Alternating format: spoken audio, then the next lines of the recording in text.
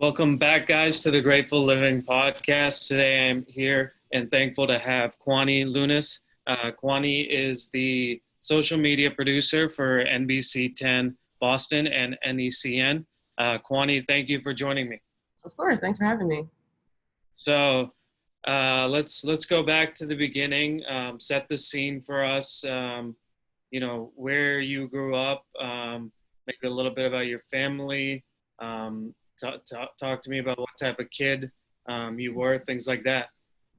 I mean, to go off the last question, the type of kid I was one where the teachers would say she's very smart, but she talks a lot. So it's very fitting that I am in the field that I am right now. But we'll obviously get to that a little later. I grew up in Orange, New Jersey. Two parents, Haitian American. I mean, my parents were born in Haiti. I'm Haitian American, and I have two younger brothers, and I grew up in Jersey, went to school there for elementary school and high school, and then ended up moving up here to Massachusetts for college. I went to Boston College, and after that, I have been there since. Did not plan on doing that, but the opportunities career-wise that I ended up encountering ended up leading to me still being in Boston, Massachusetts, and it has been a really great career so far, and just really a great experience being in a market like this and learning so much from all the experienced vets in this. Yeah. Talk to me a little bit more about the Haitian American background. How important or how prevalent was that in how you grew up? Have you been to Haiti, things like that? I have not been to Haiti. I do want to go. Every time I've wanted to go, things just didn't really work out, but I definitely want to go. But growing up, being Haitian, and it still is, it was always very important to me and my family. My parents spoke Creole in the house. They didn't speak Creole with me, which I think is the reason why I don't feel comfortable speaking Creole, because I definitely don't have an accent, but I understand the language. I used to speak with my great-grandmother in Creole every once in a while. My grandparents still get on me for not speaking to them in Creole, but I understand the language enough where I feel like I am connected to the culture. I love the Haitian food. I try to cook try to learn how to cook certain things every once in a while. I don't know, I just really love my culture. And I think growing up, I think that era was when a lot of people liked making fun of people for being Haitian, and they would just call us all types of names. And I honestly don't really understand where that stemmed from, but I'm glad that as I got older, it didn't really affect me. And actually, when I went to Boston College, I ended up getting involved and ended up being the president of our Haitian Association by my senior year. Yeah, awesome. And that was just another way for me to really get involved in my culture and even learn more about my culture. That there were kids at BC that actually came straight from Haiti to BC, so their experiences were completely different, and I learned more about my culture via them. So I'm very proud to be Haitian. I know people will get on me. It's funny, actually, you mentioned that I was at a protest. I was covering a protest this past weekend, and I wanted to interview this man that was there with his son, just because of the imagery of, seeing a Black man with his son at a protest for Black lives. And I heard his accent, and immediately I knew what it was. He was Haitian, because I've heard Haitian accent my whole life. So I introduced myself to him and asked him if we could interview him for this project that we're doing. And he asked me if actually, when I introduced myself, I told him, yeah, my parents are Haitian too, but I don't really speak that much Creole. Yeah. And he was like, oh, okay. And then he was like, what's your name? Yeah. And I said, Kwani. And he's like, well, your name's not even Haitian and you don't speak Creole. What's going on here? And he was like, it was all in jest. But there are times where I think in any culture, people will try to not necessarily discredit your culture, but there'll be levels of oh, you're more Haitian than this person. And I think at the end of the day, it really comes down to how you've embraced where you are, the history of the country that you're from, and what you try to do to make sure that you're continuing the culture. I may not speak Creole, and maybe that might not be great for advancing the culture in that way, but at the same time, I make sure that I know the history of the country, and I try to be, just in tune with as much as I can. Yeah.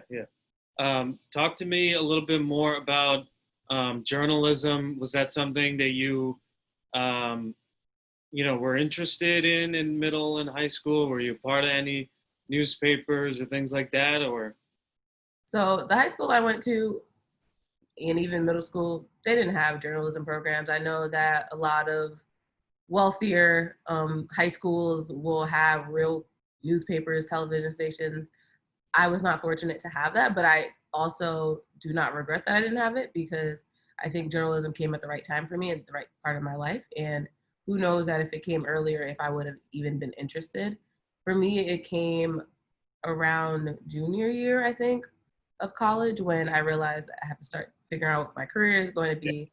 Yep. And I was managing the women's basketball team, as you know. Yep. And that was when I realized like basketball is almost over when it comes to me being in that team environment. And I really love the sport. I love being around the sport. I love sports in general. So how do I stay connected to sports after school?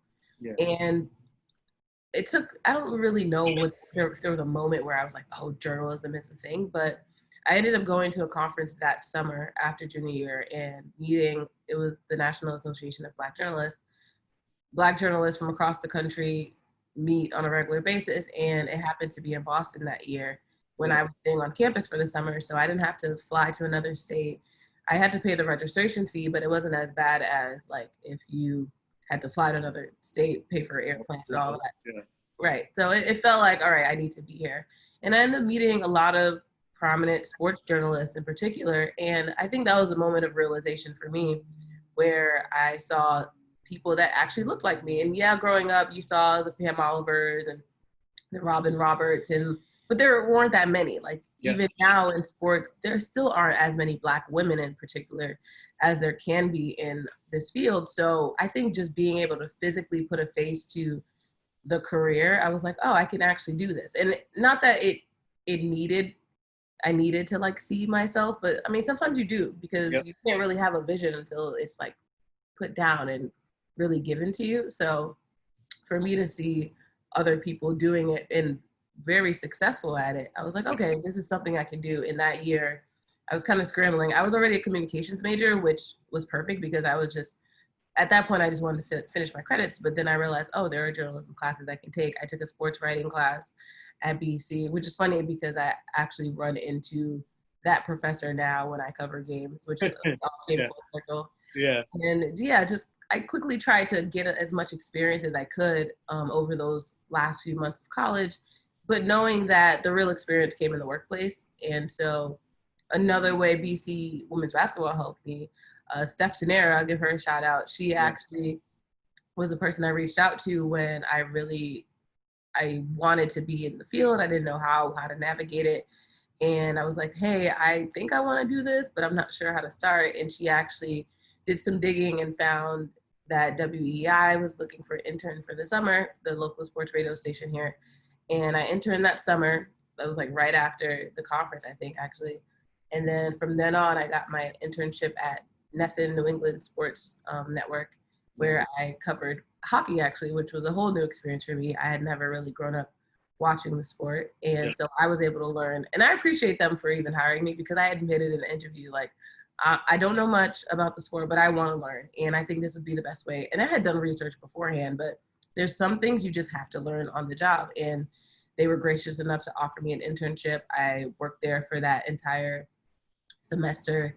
And then those are the only 2 internships I had. And when you look back on it, I know a lot of kids will start, or like you said, some kids start in high school, they already know what they want to do.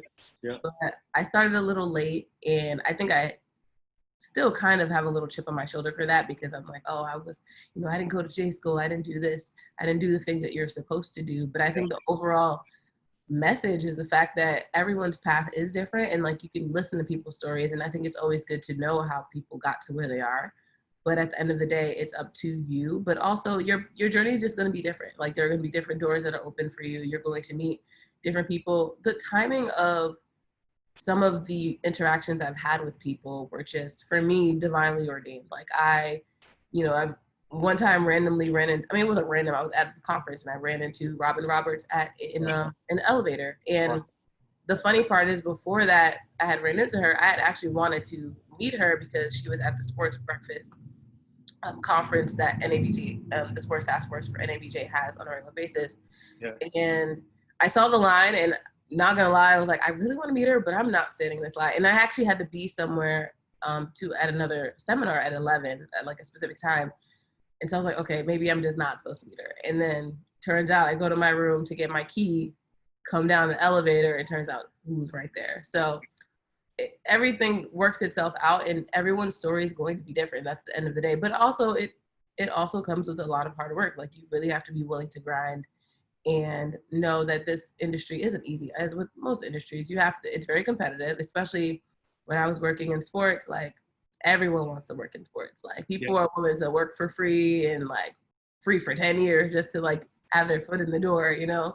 And but that's part of the grind. You have to be willing to do that.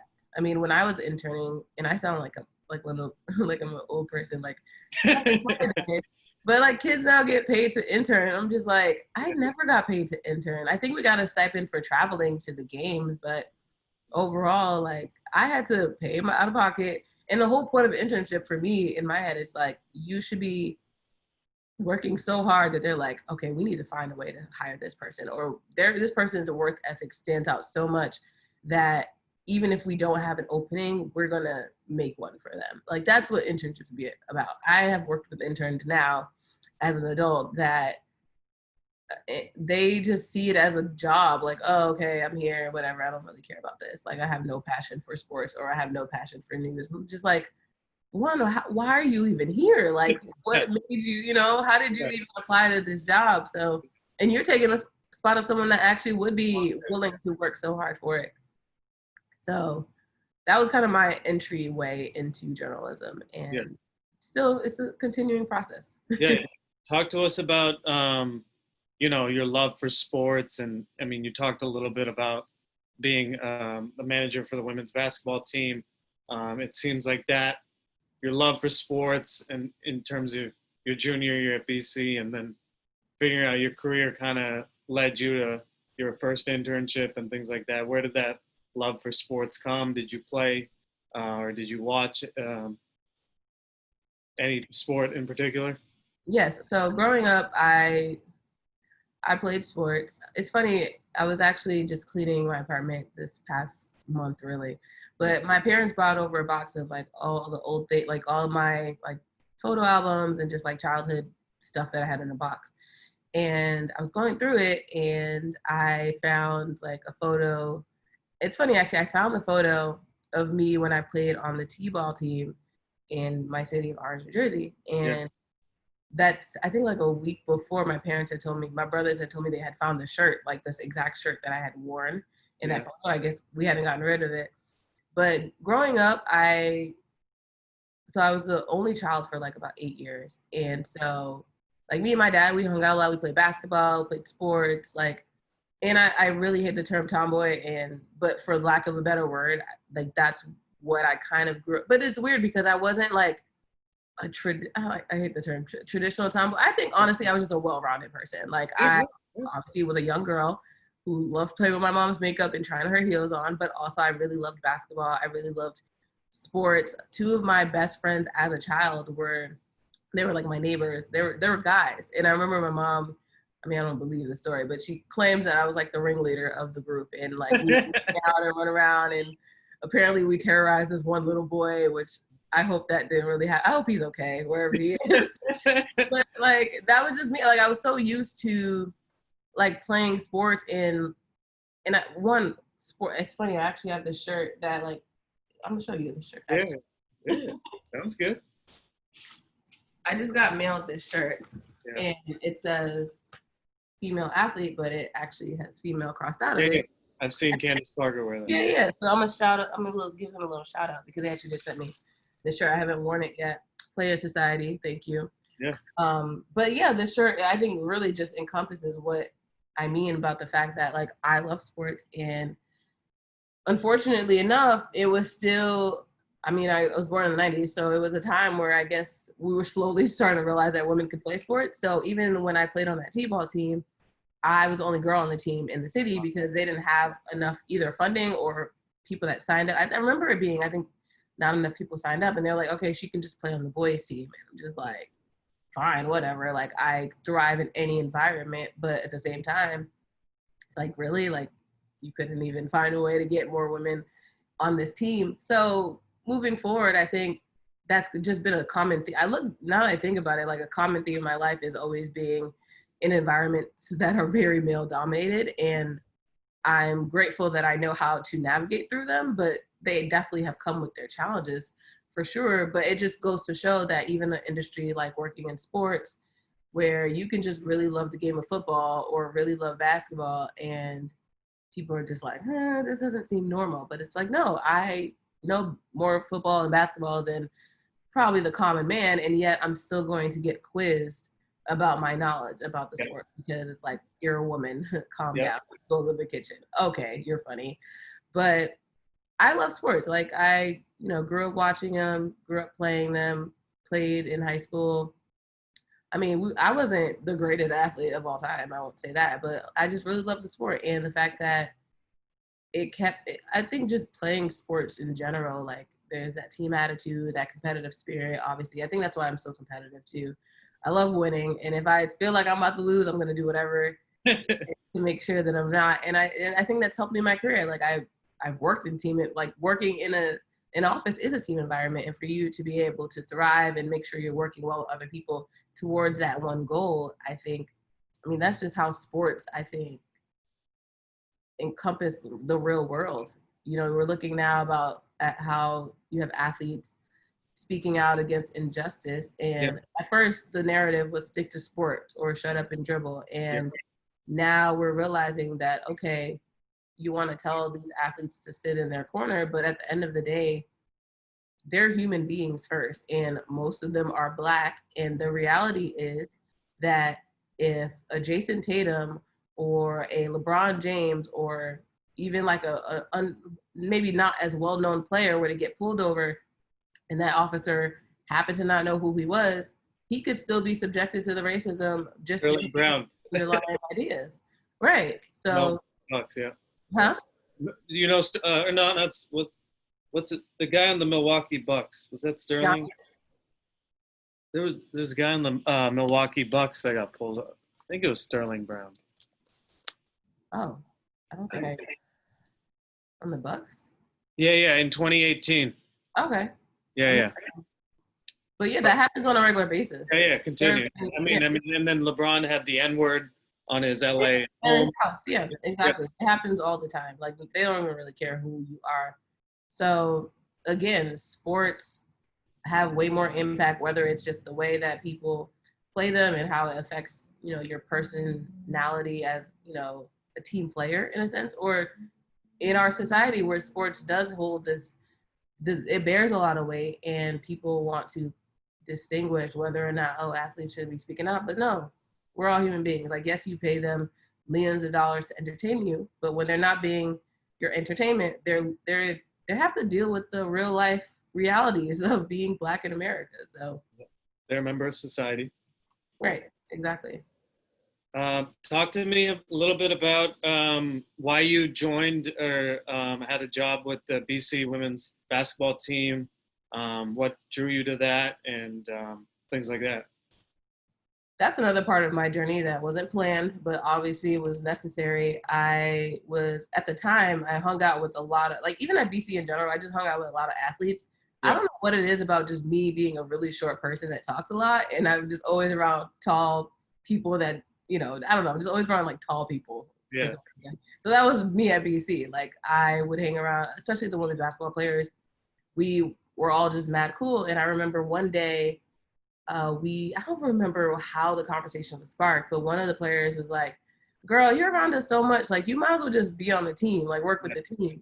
Yeah. And I was like, okay, but how do I do that? And she brought me to the director of operations office, and I vaguely remembered, I don't know if I got hired on the spot or what it was, but he was like, yeah, we have an opening, you could be a manager too. And that's literally how it happened. I had no idea what I had just signed up for. Yeah. I don't regret it. I'm grateful. It was a fun experience. I will say to this day, it's always been one of the most fun experiences I had in college, because I like to say I got to be on a team without having to physically play, because obviously I would have been terrible for the team itself.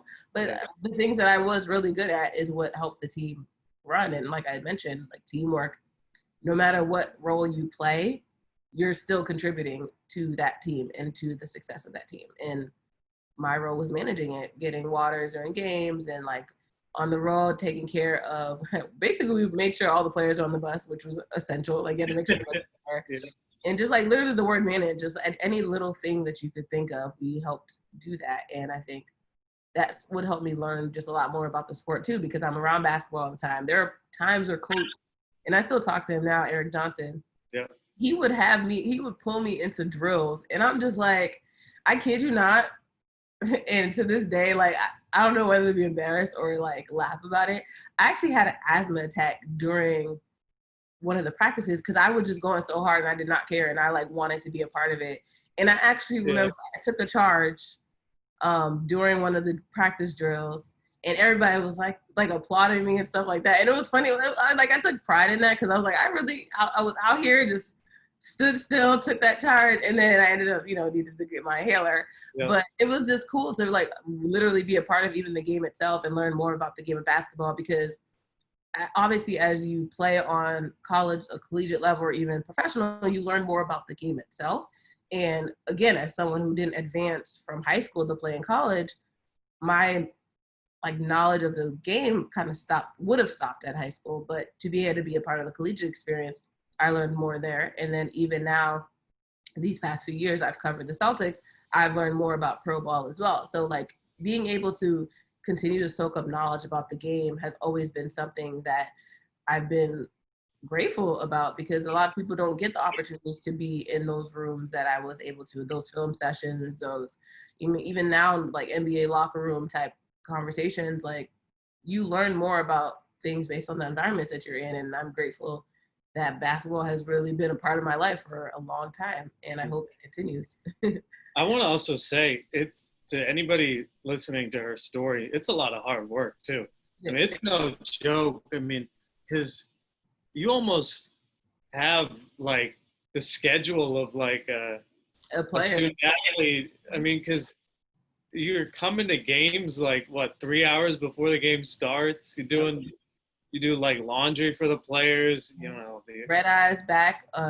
There'll be a Sunday night game in Charlotte, and we're flying back, getting in Boston maybe 3 a.m. And then at the end of all of this, you're driving home on the bus. You you stop in front of Conti Forum, which is BC's basketball facility.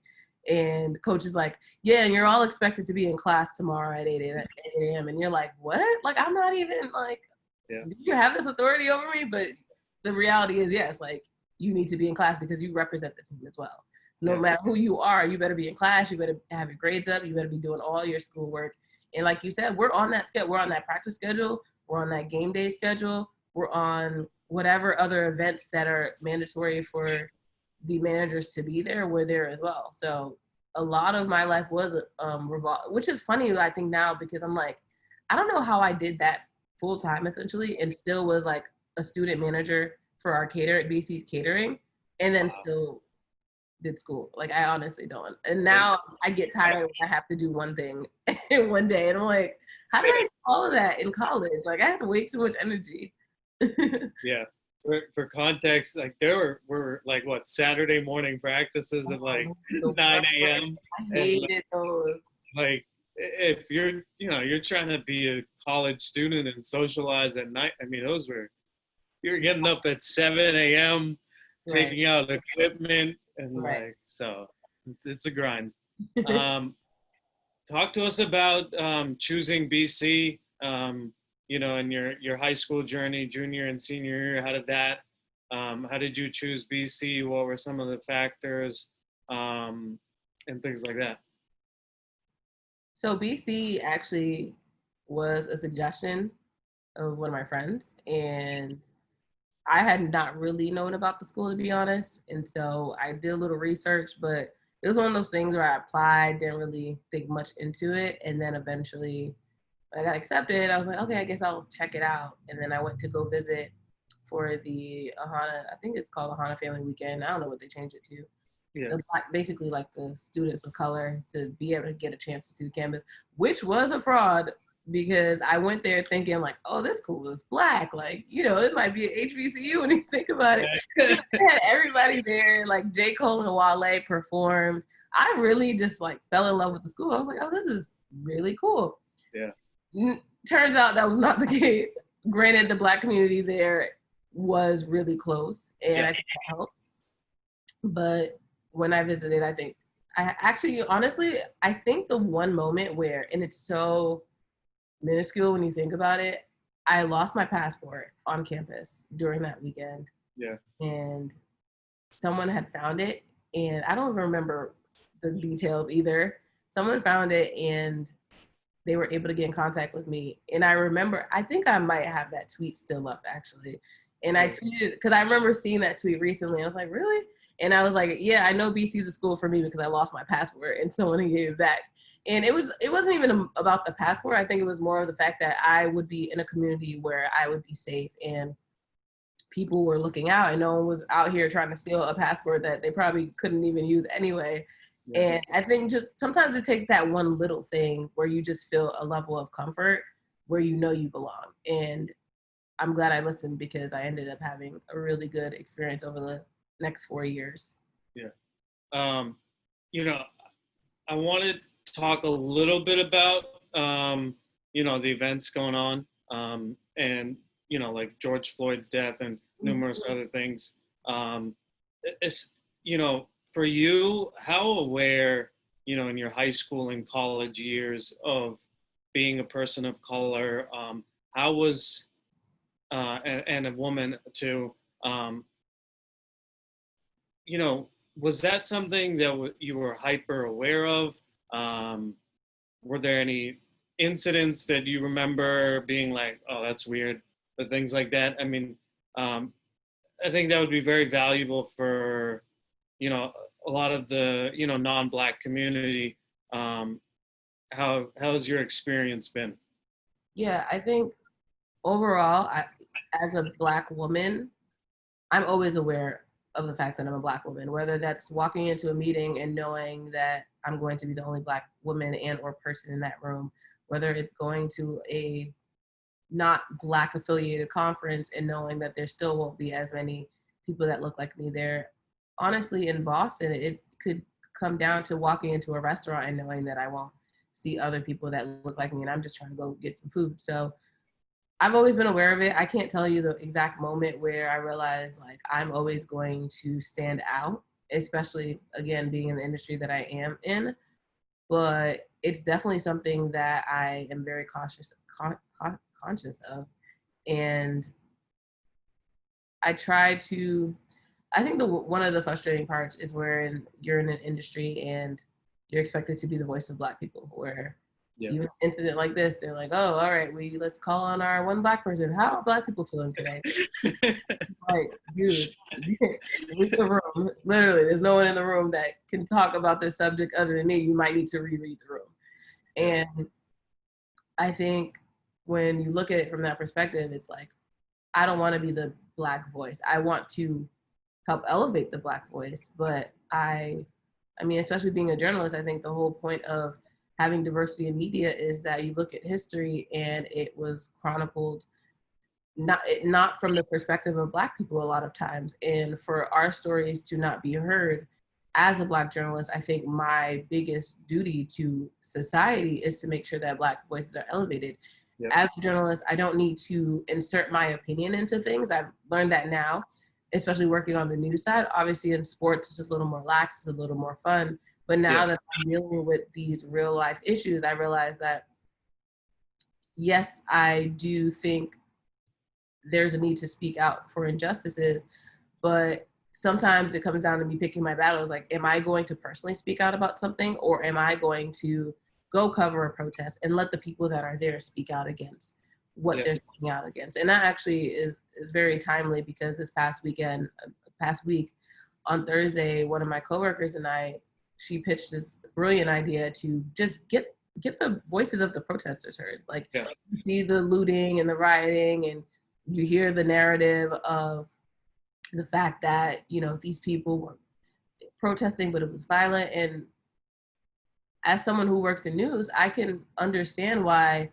people would feel like the news is against them. And so one of our duties is to make sure we're letting people's opinions be heard. And it's funny because the first girl one of the first few people I interviewed excuse me, I saw this girl and I was like, I have to talk to her.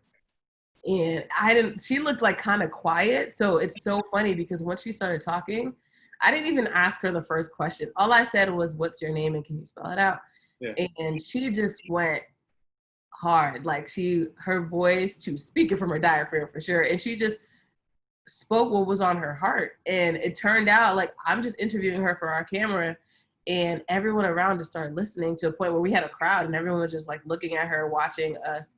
And I'm like, oh, the pressure's on. I'm just like, it's live TV, but in real life. Yeah. And I followed up with her with just like 2 to 3 questions just to get a perspective on why she was there. And at one point she was like, you know, don't trust the news, don't trust everything that you see because they're spreading propaganda. And again, I'm like, obviously there is a news entity, but that's the whole point. I think it has been lost on people that you as a news person or news organization, whatever it is, you're supposed to give people all of the truth, as much of the truth as you can get at least. Yeah. And it's up to the viewer to decide what they want. I think what news has evolved into is this cookie cutter because our society has become cookie cutter where everyone decides what they like. You follow who you want to see on your timeline and everyone gets to have their opinions reinforced. And I think that's part of the reason why we are where we are today because people aren't willing to listen to the other side or they don't want to listen to the other side.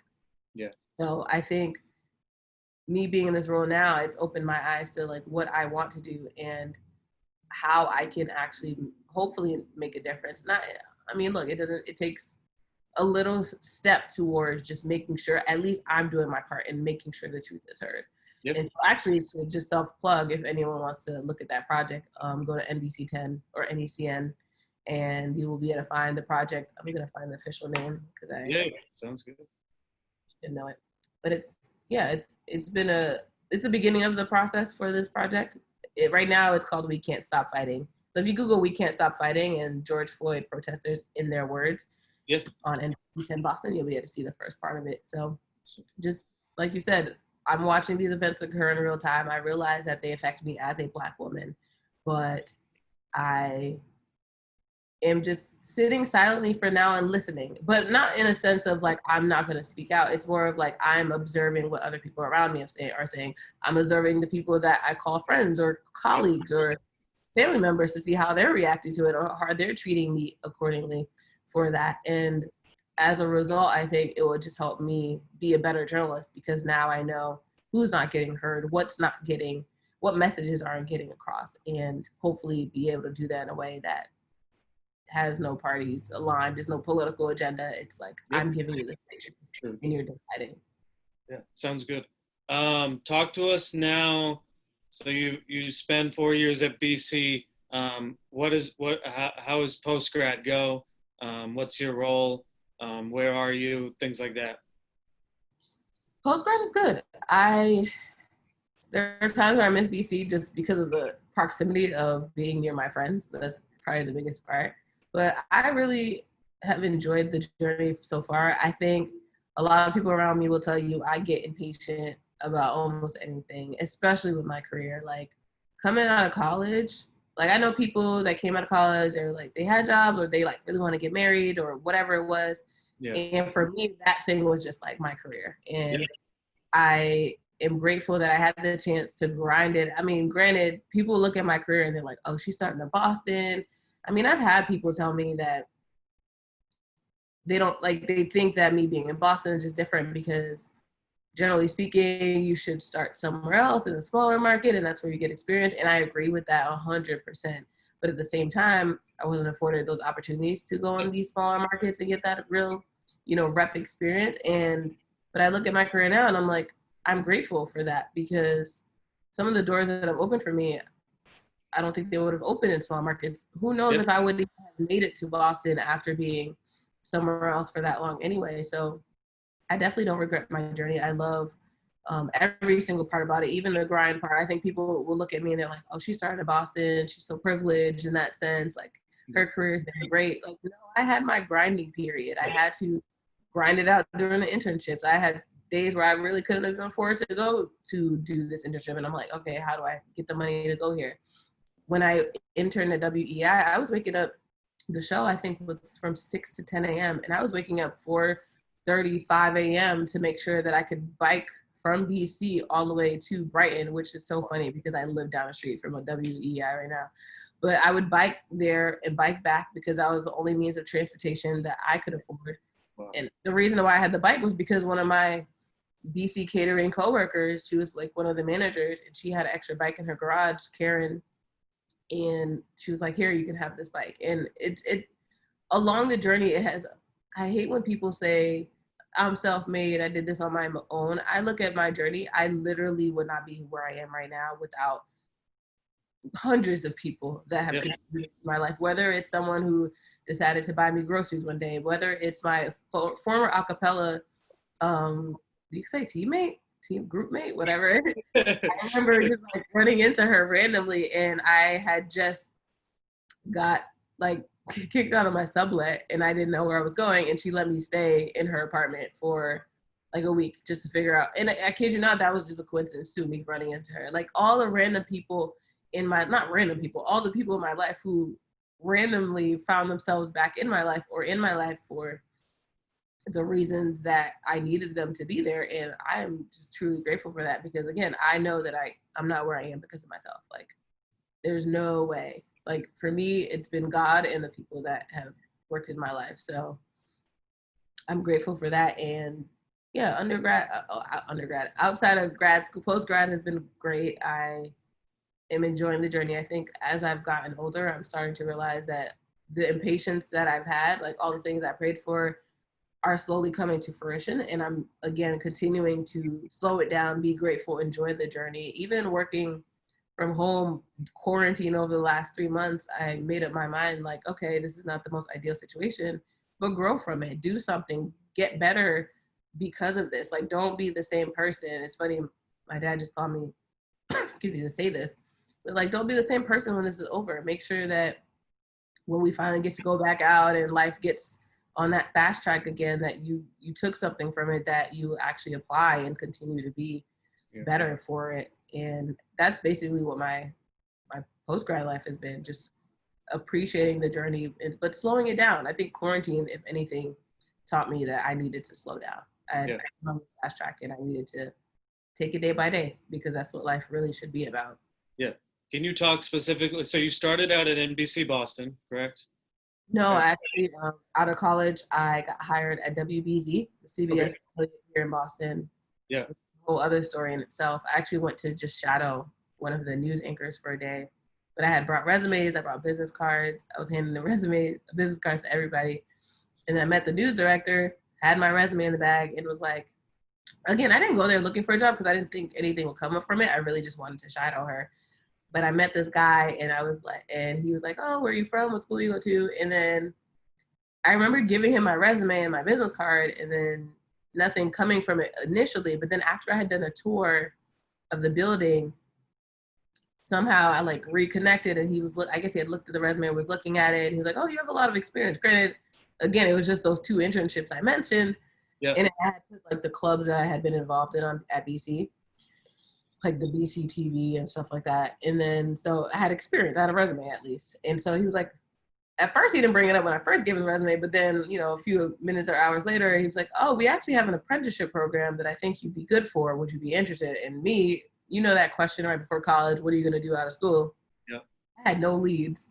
So I was like, yeah, I'll take it. I'll apply, whatever it is. And so I applied for it and then eventually ended up getting the position. And the role itself was formatted to be 6 months. You knew it was going to end after 6 months, but you were paid. And the whole point was for you to just get real-time experience in journalism. Like I mentioned, you need experience in the workplace. Like there's only so much you can learn in a book. And basically, I look at it as a full-time internship in the sense that I got to make of it what I wanted. I got to learn from it. I had no obligation to say I'm a reporter or I'm a news desk, assignment desk editor. Like there was no specific title put on me other than apprentice. Yeah. And that helped me navigate throughout the newsroom. And I'm so social. I literally would walk into everyone's edit bay and just introduce myself. By the end of the time there, I knew everyone on the production side. I didn't know anyone in the front, like the general managers upstairs. I probably should have done that.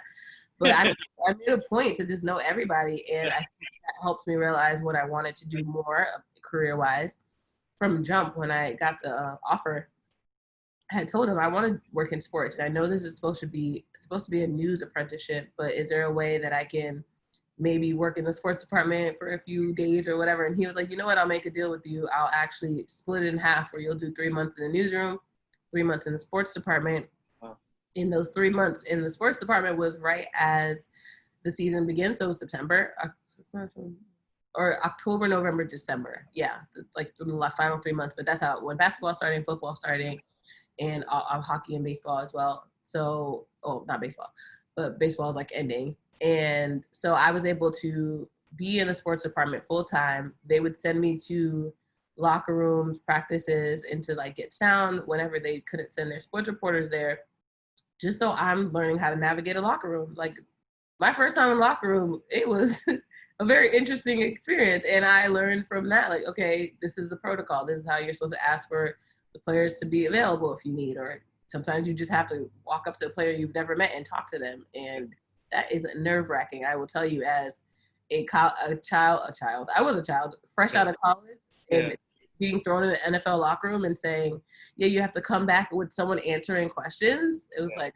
okay, I don't know what to do. And then I actually do have this one experience where, I mean, for me, I think it comes down to the overall picture of this story is the fact that I think being a Black woman helped in that sense, because they had probably never seen another Black person, but let alone, Black woman in a locker room. And it played to my advantage, where I walked up to this player who, again, like, the thing about football is, like, at least basketball, the roster is small, so you could, like, know everybody from jump. For football, like, you have over 100 players, whatever, in the locker room at least the training camp or whatever. So you probably don't know people's names or like that much about them. So I went to this random guy, asked him some pretty generic, I think I figured out what position if he was like a defensive player or not. So I just kind of asked him questions about the upcoming opponent. If he was on defense, I think I just asked him, how are you going to stop this offense? Whatever, like kept it generic as possible.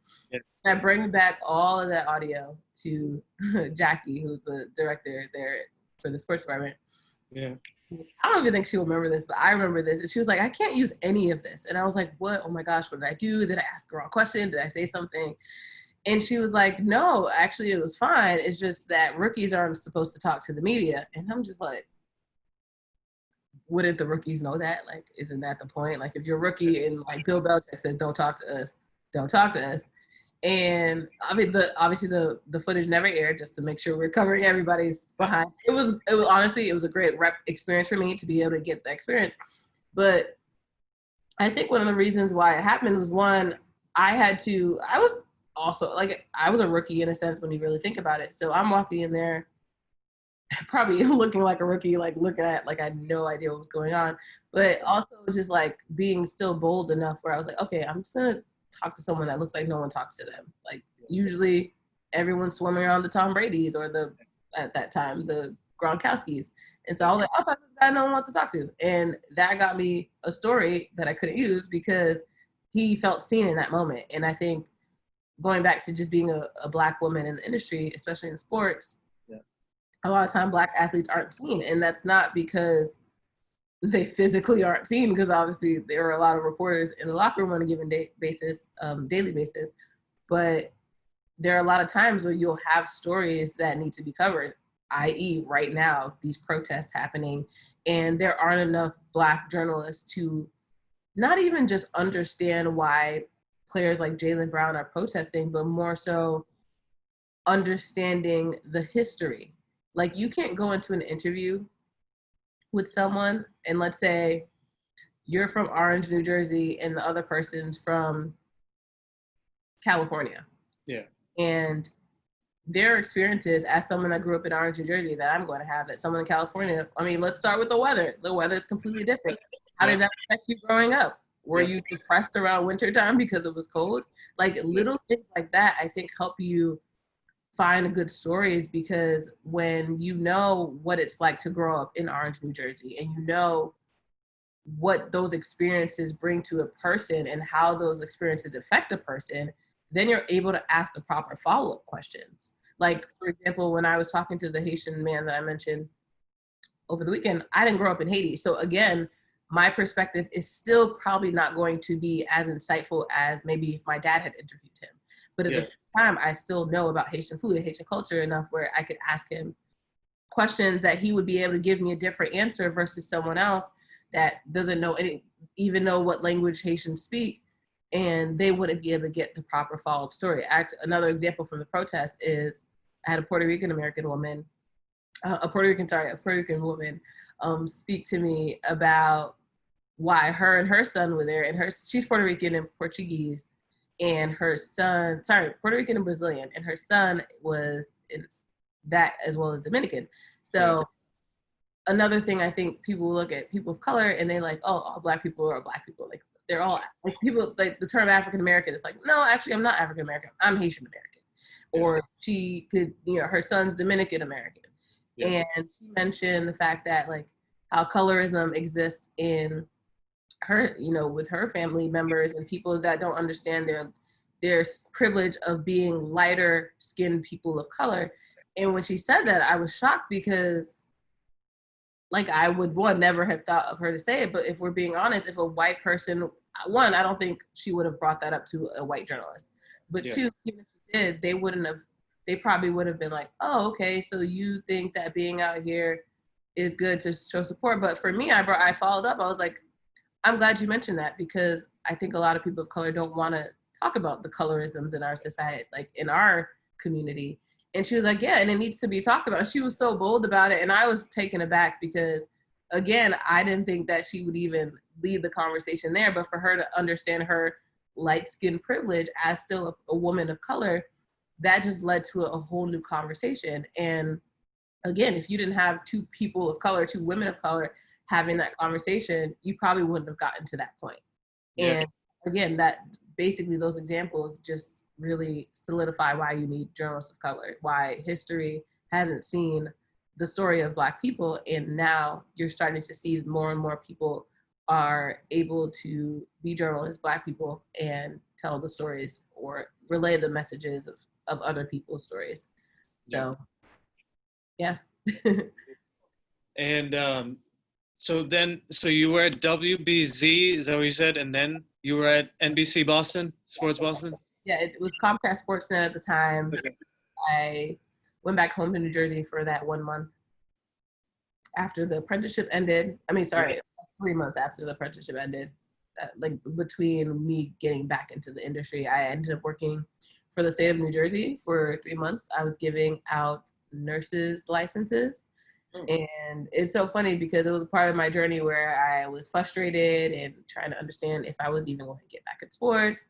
That actually motivated me to start a YouTube show that was, I didn't end up it's just on YouTube. It's just like a few episodes, but I think that reminded me that I did want to get back into sports. And so I continued to apply. I applied to so many small markets. Nobody wanted to hire me. I had one interview with a market station in Maryland, and the interview was so awkward. I knew I wasn't getting the job by the time it was over, but I kept applying. I was diligent, and it turned out going back to networking and conferences and stuff like that. Like I think that's very valuable because I ended up getting recommended by my executive producer that was at WBZ. And she was like, yeah, you should apply for this opening. I know they're looking for an opening right now. You should go and just check it out. And in my head, I was like, I don't want to be a production assistant. I don't even know what that means. It doesn't sound great. I want to be a reporter. Like I was stuck on this high horse of being a reporter. Yeah. And I applied. I ended up hearing back. It took a while to hear back, and I eventually ended up getting hired for it. And that was just another example of the right people being placed in my life, because if she hadn't pushed me to apply, I wouldn't have even wanted to. And I was stuck on being on camera, being a reporter. And I look back now and I'm like, I've gotten so many on camera opportunities. I am continuing to get reps in when it comes to reporting. Like I was in the field a few days ago, reporting people. So again, the journey may seem like, oh, I have to do this, this, and this to get to this destination. But there are different routes to getting to those destinations. And I think people forget that a lot of times. So I was there as a production assistant. Within, I think, a year and a half, I became a digital production assistant, which was just more of doing stuff on the internet versus for the TV side. Okay. And then within a year, 6 months after that, they had an opening for a social media producer, social media, that's my title now, a social media coordinator. And I started that role, still not understanding why, because I was like, okay, I like social media, but again, I still want to be a reporter. And with that role, I was able to be on some of one of our TV shows, Quick Slants, which, okay, you want to be on TV, look at it, look at this. You were complaining and look at you got. And I was able to cover a lot of games over the last few years, whether it was Celtics games, I was able to cover Red Sox, the World Series in 2018. I was able to cover the Bruins Stanley Cup playoff where they did not win, but I was still able to be there and be a part of that experience. So here I was in my head thinking that I had to go this traditional route, and I have been blessed to be able to do even more than I imagined. And again, my career is not over yet; it's just beginning. To start so in a way that was so unpredictable. It's like, okay, stop doubting yourself, stop doubting God, stop doubting the fact that you're gonna have this journey and you're gonna have to continue to enjoy it, and there will be bumps in the road. But yeah, so basically after being the social media coordinator for 2 years, I believe, I saw this opening for this job. Another person pushed me, one of my coworkers, Sherrod, he was like, you should just apply for it. And I was like, I don't want to go news. Like, what are you talking about? And I ended up, all right, I'll apply for it. Ended up getting the job. And then it's fun. It's not funny. I started working the job during the pandemic. And so the transition was super weird because I ended a job working from home at the sports station. And then I started the new job working from home as well. And I haven't met any of my coworkers except for one in real life. I mean, I was interviewed in person by the managers because that was still before the pandemic actually started to spread. But afterwards, we've all been stuck at home. So it's been a very interesting journey. Like, there's nobody else in the world that has this story that I do. And so I'm grateful for it. I'm definitely grateful. Yeah. What's the most fun part about being in journalism, or, being on the reporting side of things? For me, it has always been, and I think it will continue to be, the people that I meet. Even when I was covering the Celtics, people always say, like, TD Garden was my oyster. Like, I would go there. It took the second season for me to really warm up to the NBA in general and realize, like, you know what? I'm gonna do this. Like, I started dressing up more. I started just being, I was always really sociable, but I started being more social. I don't know, I just love meeting new people, and I just love the fact that you can walk into an arena and not know who you're going to encounter that day. Like, I had one encounter with Meek Mill where he was there for the Sixers when the Celtics played them in the playoffs a few years ago. And being the bold person that I was like, I'm just gonna ask Meek if he wants to post a video for our social media. And I walked up to him, made sure to, like, show that I wasn't trying to be on, like, some groupie status or anything. Look, I'm working, I have my ID. I didn't even take a picture with him because for me personally, and I don't condemn people that, like, take pictures with celebrities, because everyone can do their own thing. For me, being younger and knowing how many eyes were on me or still on me, I just purposely didn't take the photo because I didn't want someone to be like, oh, well, she goes to these games and all she does is just take photos of celebrities. Is she even blah, blah, like, I was thinking about that stuff. I did fast forward and ended up taking a picture of Michael B. Jordan one day. But that was just, it was funny. I didn't plan on taking the photo. I literally stood there and was trying to just be like, no, I'm not doing this. Like, all these girls would take, like, there were other media members. And I was like, no, I'm not doing this. And then he ended up, like, he looked at me, he was like, are you sure you don't want to take a photo? And I was like, okay, I guess I should, because then I'm going to look like I'm being rude at this point. So I took the photo. But, like, usually I've stayed away for now because I don't want people to, like, judge my intentions based on it.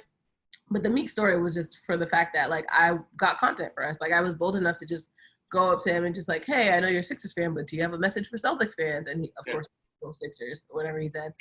But for me, I think being thrown into an arena like that, even though I claim to be this social butterfly, being in an arena like that, I think pushed me out of my comfort zone even more, because I was forced to just make sure I was in the right place at the right time, making sure I'm getting the right content at the right time.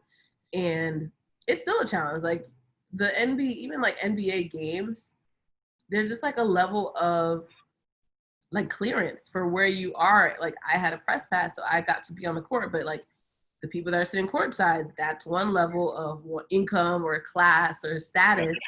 And so for me to even be there, I had to learn how to fit into that as well, because you can't just be walking on a court. Obviously I had a press pass, but you can't just like walk on courtside and just like casually walk up to people. Like you have to figure out the levels of doing that. Like with me, he had security at the time, so it was like, but it was like a little more lax. Kevin Hart was at one of the games. I couldn't just walk up to Kevin Hart. He had a whole security entourage, you know? Yes.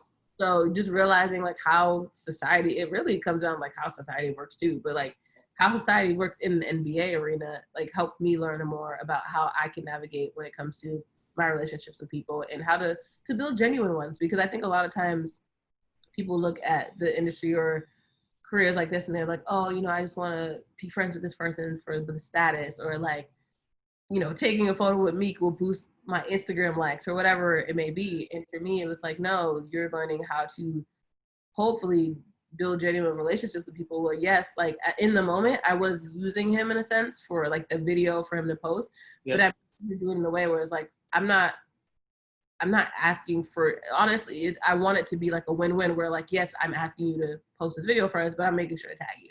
Like I'm, you know, I mean, granted, he doesn't need me to promote him on our channels, but you know, just the fact that you should be able to build genuine relationships, because I think a lot of times people don't like, it's all, there are a lot of artificial relationships in general. And I want to make sure that I'm not one of those people where I'm just like hitting people up or using people or doing it all for the wrong reasons, which is hard because people are always going to assume that you're using them. And that's completely okay to believe, because a lot of people do use people, especially in our industry. Yeah. What would you say on the flip side is the hardest thing about journalism and things like that? I wouldn't say it's the hardest thing, but really just seeing the lack of diversity and wanting change and knowing that it won't happen overnight. And there's only so much you can do, but you also have to make sure you're doing the best that you can do in that situation. Again, I don't see it as it doesn't deter me from working in the industry, but I just want to make sure that in the end, people look at what I did in my career and said that she gave back. She helped advance this industry, and she told stories that were good and true and genuine, and people trusted her with their stories. And that weighs on me a lot, because it is a lot of pressure to put on oneself, but again, it's not a negative pressure. It's more of like, this is my obligation. And I just want to make sure I fulfill that, because without the Robin Roberts or the Pam Olivers that I mentioned, even without the more recent, the Jamel Hills or even the Maria Taylors, like without other Black women that have come before me, and I know I just mentioned only women in sports, we're into news now, but Black women in news and sports that have come before me, like I want to make sure that I'm continuing to build other Black women up as well, because it's not even just about Black and white, it's just more about everyone's stories eventually being told on an equal level. And obviously that's not the case right now, but my goal and my responsibility is to make sure that eventually it is. Yeah. Talk to me about your vision and desires for the future. You know, 5 years from now, what would be the best case scenario for Kwani? At this point, I've learned to stop putting strong expectations on what it looks like. Yeah. I plan on being successful and happy and, you know, supporting my family in any way, and my friends in any way that I can. But when it comes to like, what would your job title be? I don't have a name for that anymore, because if you told me this time last year that I'd be a social media producer right now for a news station, and we'd be living through a pandemic and people would be fighting for Black lives, definitely wouldn't have believed you. Yeah. So 10 years down the line, I mean, I don't know what that holds. I just hope that, again, everything I said before about just being able to empower other women in the industry, empower people to tell true stories is the goal. And as long as I'm doing that in a successful way, in an honest way, I don't want to sell my soul for anything. Like, I want to make sure that I am always being true to who I am. And as long as I'm doing that, and even if that means I was true to myself and I don't make it, I'm not successful, and that sounds so bad to even say, but I think I'll still be more at peace than if I knew that I didn't go about my journey the way that was honorable to me. Like, everyone has their own moral compass. I know what mine is, and I want to make sure that I'm living and continuing to abide by that one versus just selling out and not being happy in the end. Yeah. Was there anything else that you wanted to talk about? No, I think that you covered like my whole journey. Continued. Yeah, sounds good. So Kwani, I just want to acknowledge you. I think that seeing your journey has been awesome, and the trueness of having known you before your journalism. I mean, you were always a social person. You always loved everybody. You were always the person bringing up everybody's energy and things like that. So it's been awesome to hear about your journey. I hope people that anybody that sees it that may want to enter the profession can see that you don't always have to have that straight and narrow path of knowing that you're going to journalism school. For all of us, how can we continue to support you? Where can we find you? Things like that. So I am everywhere under Kwani A. Lunis, Twitter, Instagram, Facebook, LinkedIn, YouTube. Honestly, just do a Google. My website will probably pop up first, and you'll be able to find every single channel. KWANIALUNIS. The A is for Abigail. Perfect. Awesome. Yeah. Thank you so much, Kwani. For having me. Thank you.